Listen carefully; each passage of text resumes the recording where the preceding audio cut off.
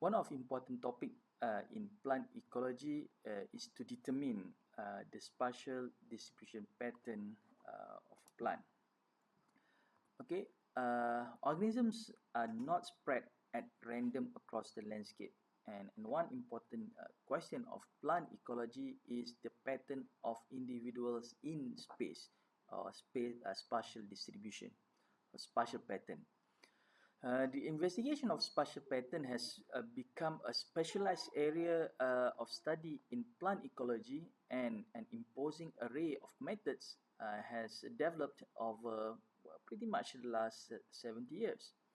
So there are three general pattern of spatial distribution, which is first one is what we call as a uniform or regular distribution pattern. So where every point here is as far from all its neighbors as possible. Okay.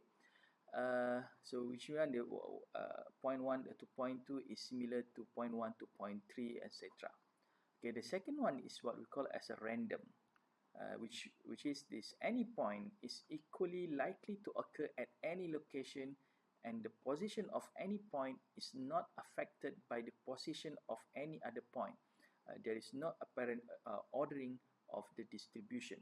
So this is a random distribution, which means that the points or the occurrence of the points here are in random.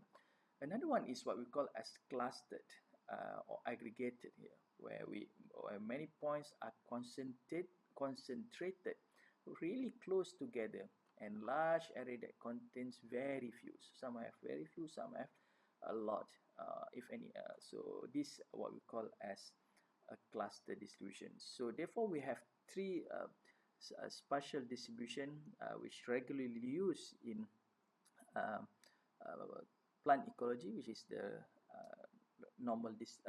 uniform distribution, random distribution, and also cluster distribution.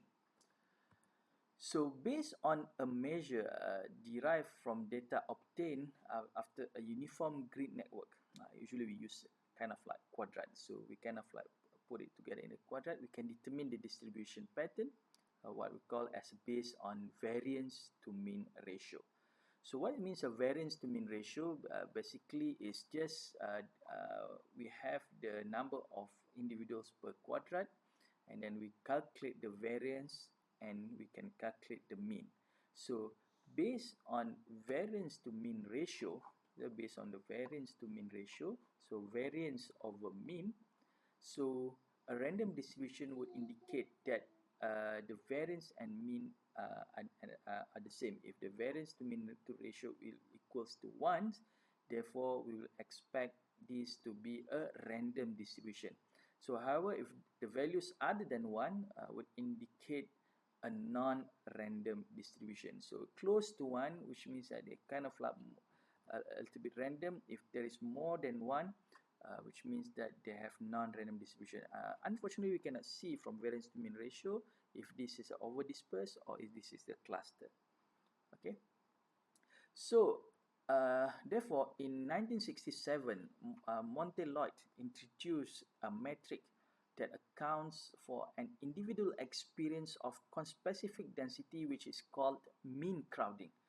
Okay, this is a more powerful tool to determine spatial distribution pattern than variance to mean ratio. So in general, mean crowding allows ecologists to measure the degree of spatial aggregation of individuals in a manner relevant to intra-specific competition for resources.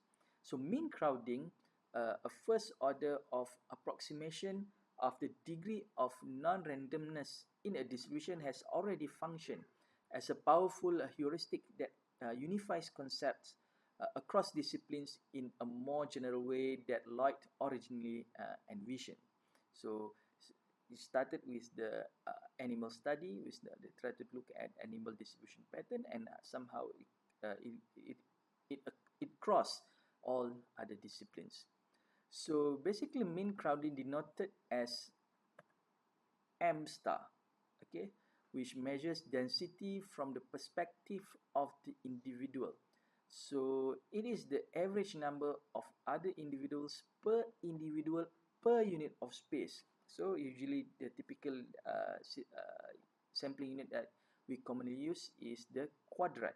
Okay, so Lloyd's M star, okay, differs from the average density as a function of the variance in density among local patches. So we define M, so M here, where is M? So M here, so actually this is the average density per quadrat, and this Vn as the variance in density among quadrats. So we have the variance, so also we have the density, the average density, the mean density of among quadrats.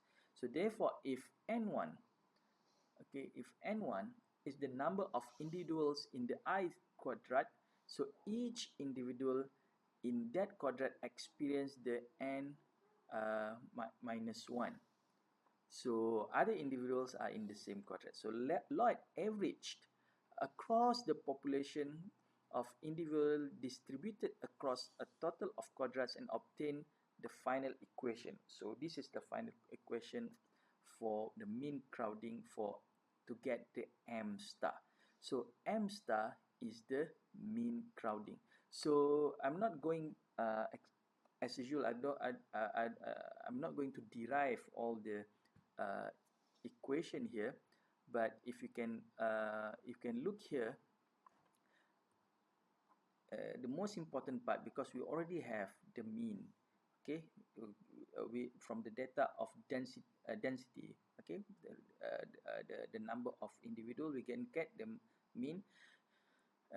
Because we do it in the quadrat, and then of course we can get the variance. So all this data already stated in the sampling data that we collect at first.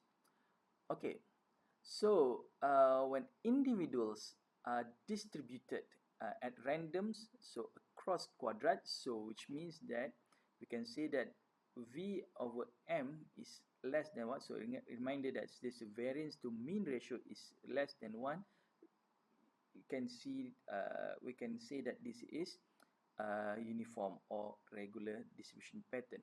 But if can, so therefore, if M star, so less than, we get the M star, so we get M star less than M, okay, the mean crowding is less than the mean of individuals, which means that the species is distributed in a uniform manner.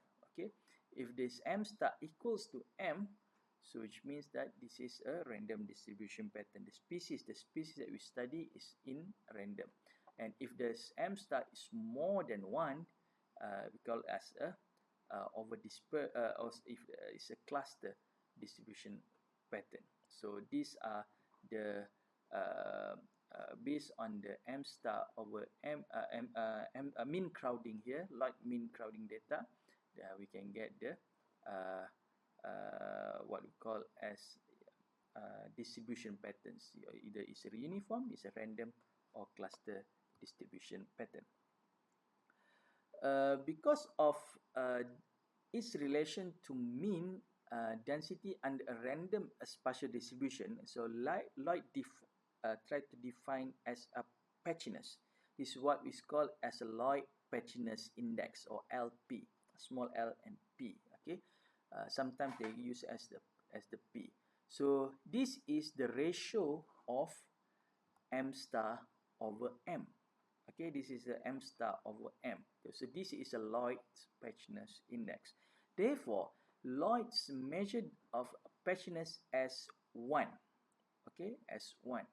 Okay, when individuals are randomly dispersed among quadrats, so this is random when the Lloyd patchiness index is equals to 1. So it's a random.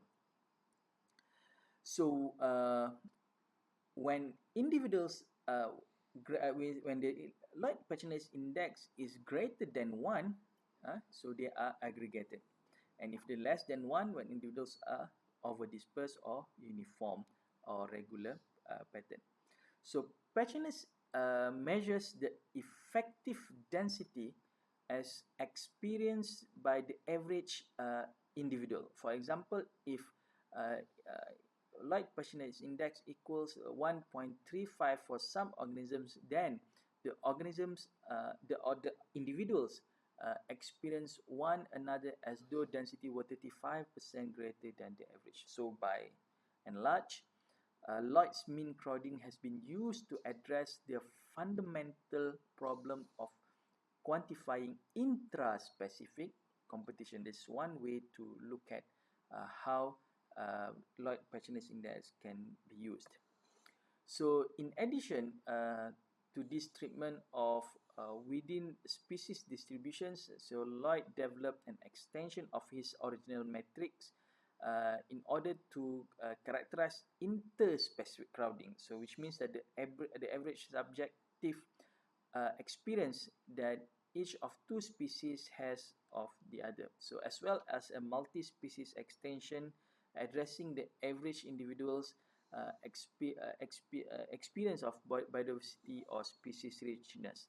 Okay, so Lloyd's Patchiness Index also have been tried to, some scientists has tried to use Lloyd Patchiness Index to look at the level of biodiversity. However, only less than 10% of publications since 1960s, since 1970s, on the biodiversity using Lloyd mean crowding or Lloyd Patchiness Index. Therefore, it is advisable to use mean crowding and Patchiness Index only to address species richness. So instead, we can focus on Lloyd's core concepts of mean crowding and patchiness as they apply to one and two species only. So that, let's say if you have specific one species, like I myself using for wheat invasiveness. So you have one wheat species that you identify. You want to see how it distributes in the population. Then we can use the Lloyd Patchiness Index.